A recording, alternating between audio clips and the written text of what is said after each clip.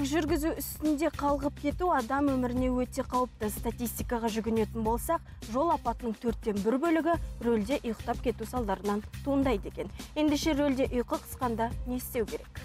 Ұзақ жолға шықпастан бұрын оған алдын ала дайындалу керек. Өзіңізбен бірге кофе болмаса шай ала жүріңіз. Ол денені әрлендіріп шаршауды басады. Ұзақ жолға шыққанда шоколад немесе тәтті кәмпит қалтаңызда болғаны жөн. Өйткені тәттідегі глюкоза адамға күш қуат береді.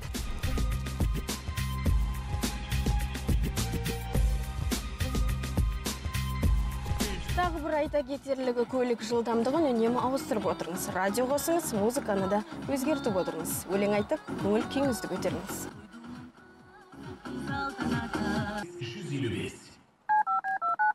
155.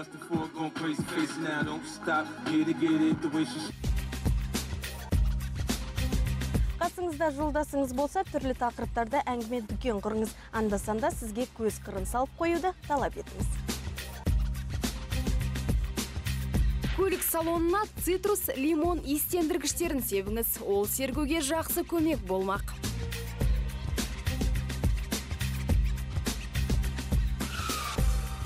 Ұйқы сізге бой алдырмай, маза бермей жатса, көліктен шығып, таза ауада физикалық жаттығулар жасаңыз.